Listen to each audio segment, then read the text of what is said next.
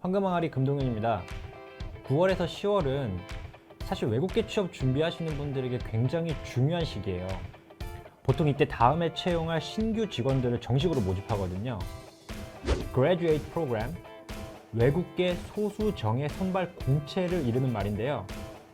외국에 지사가 있어도 한국에 지사가 있어도 한국 포지션이 매년 뜨는 게 아니라서 내년 졸업 앞두신 분들 꼭 확인하고 지원해 보시면 좋을 것 같습니다. 먼저 회사 소개 잠시 해드리면 금융권에서 규모도 최고, 실력도 최고, 그래서 이제 어렵고 특이한 거 많이 하는 회사거든요. 또 그러다 보니까 역으로 금융당국에서 부과된 벌금으로는 이제 압도적인 1위 바로 도이치뱅크입니다.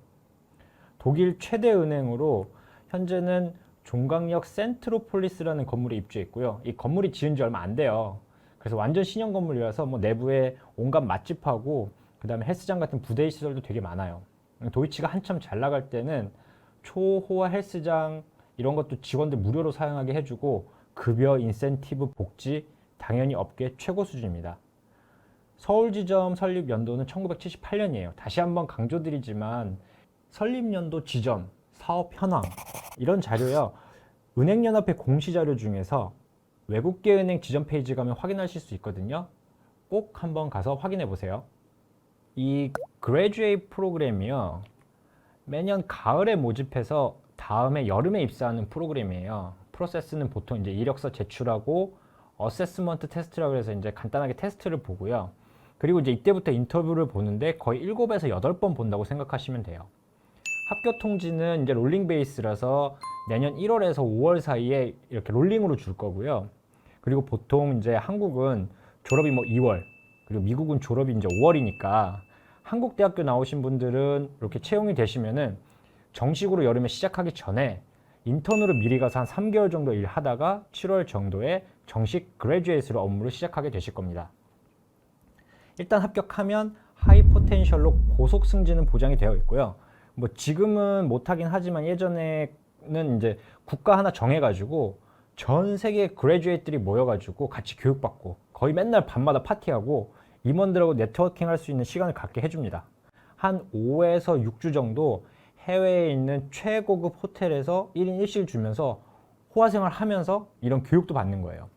이게 사실 그레듀에이트 프로그램의 꽃인데 여기서 눈에 띄는 친구들은 교육 마칠 시점에 해외 임원들이 낙점해서 본사나 아니면 지역 본부로 데리고 가는 경우도 많아요. 이때 쌓은 네트워크가 앞으로 여러분을 계속 성장시켜 줍니다. 이 프로그램 이제 잡 디스크립션부터 읽으면서 설명을 좀 드려볼게요. 먼저 부서는 기업금융본부 내 투자금융부입니다.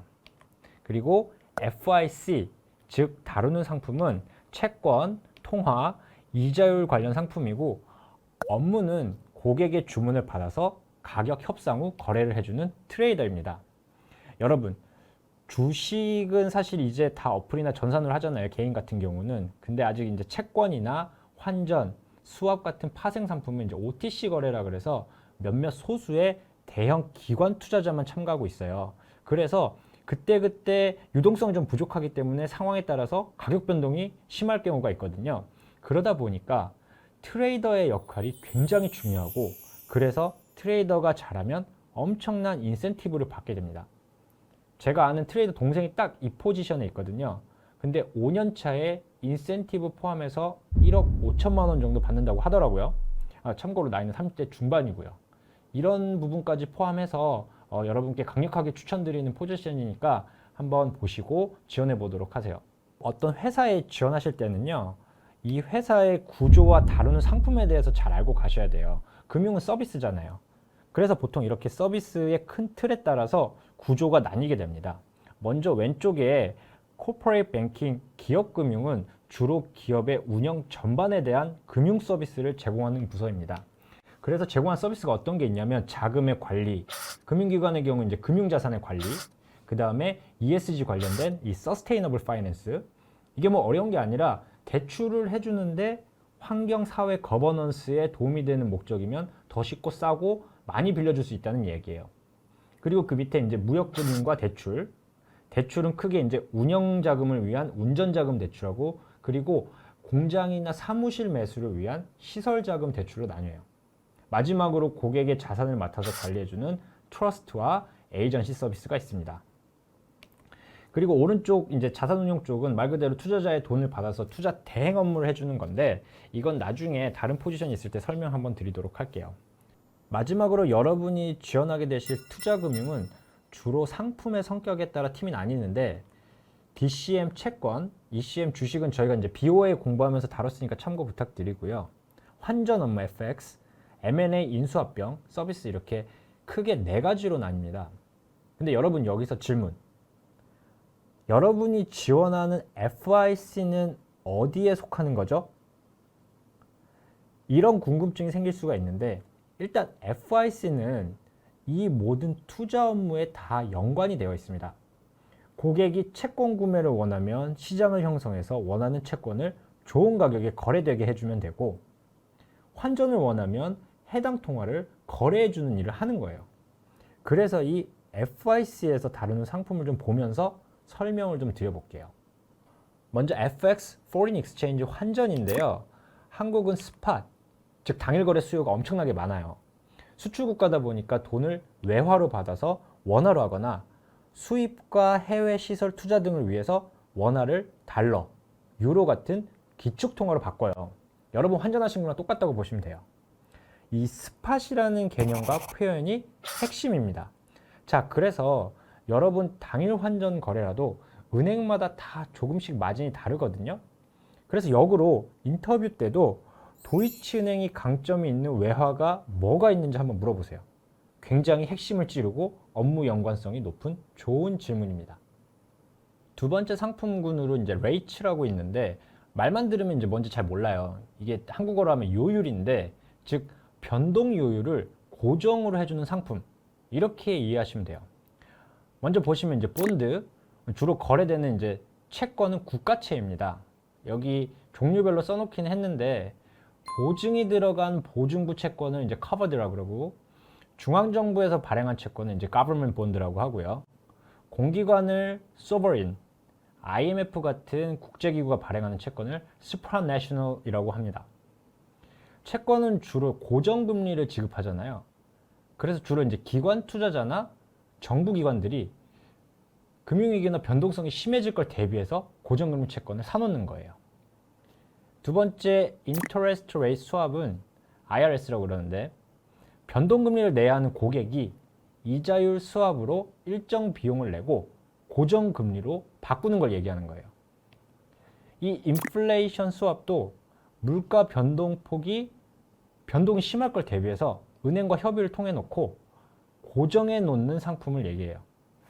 마지막으로 리포는 금융기관끼리 이제 주고받는 채권의 한 종류인데 한 은행이 채권을 발행해서 현금을 먼저 받고요. 그 은행이 다시 이제 본인이 발행한 채권을 재구매하겠다. 이런 약속을 하는 상품입니다.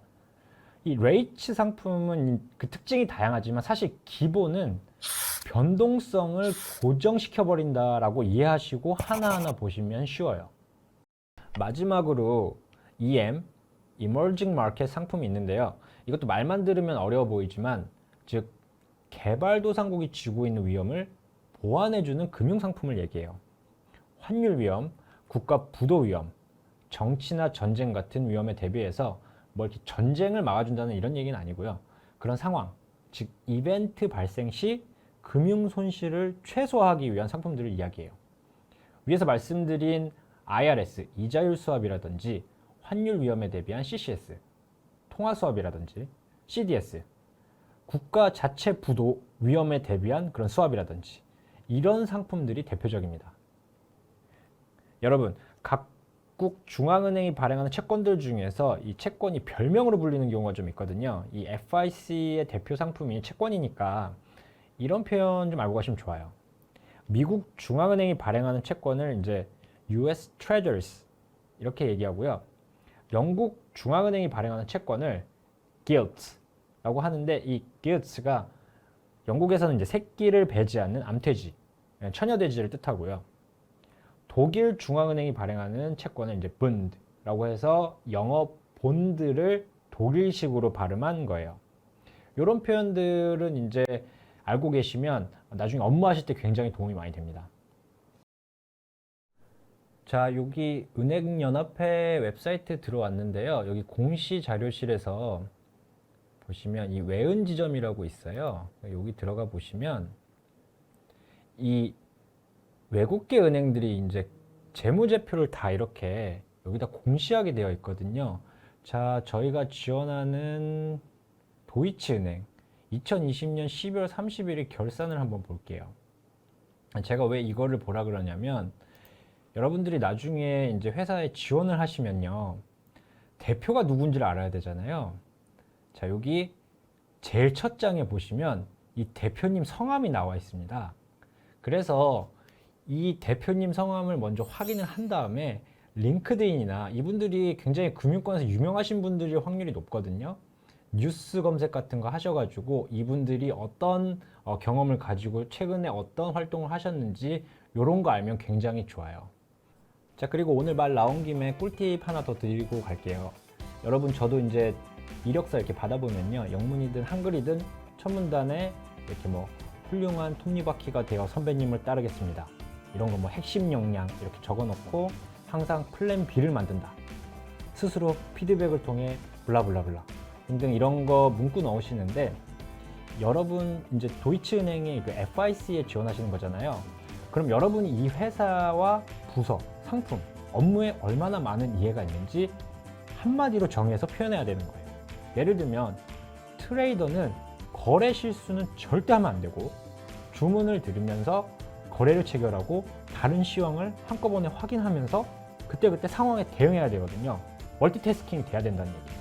자, 그럼 FIC 트레이더에 지원한다 이러면 핵심 역량은 저 같으면 고객의 거래 요청을 정확하게 듣고 신속하게 분석 검토해서 실수 없는 거래 체결에 힘쓰겠습니다 라든지 이런 내용으로 업무와 직접적인 관계가 있는 내용으로 작성하셔야 이 지원자가 여기가 무슨 일 하는 데인지 알고 왔구나 할 거예요.